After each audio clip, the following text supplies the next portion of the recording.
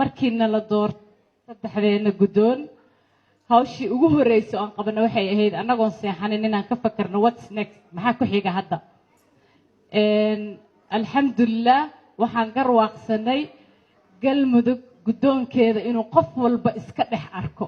qof walbana uu dareemo inuu yahay qofka musharaxa ah ee maaragtay calaf inuu ka celiyo mooyaane aan wax kaleeta aysan ka celin karin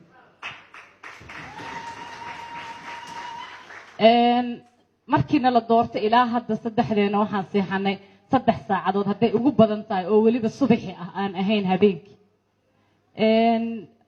madaxweynayaasha sharaxan dhammaantood waa noo yimaadeen waan dhagaysanay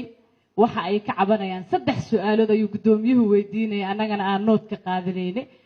oo ay ugu darnayd maxaad tabanaysaan ood ka cabanaysaan waqtiga ay rabaan doorashada in la qabto iyo amnigooda iyo sida ay dareemayaan iyo sida ay maaragtay wax cabasho haday qabaan dadku waa kala duwanaa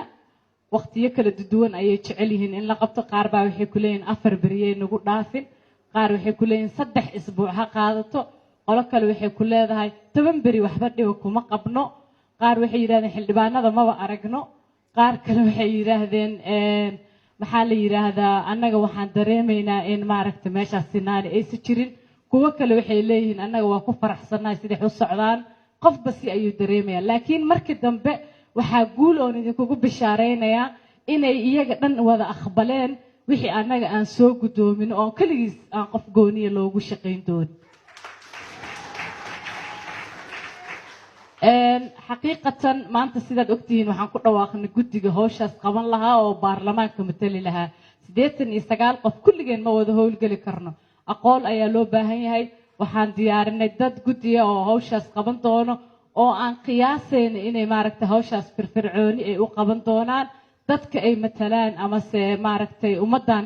u soo istaagtay kursigan inay si hagar la'aan ay ugu adeegi doonaan ilaahayna waxaan ka baryaynaa inuu guusha nawaafajiyo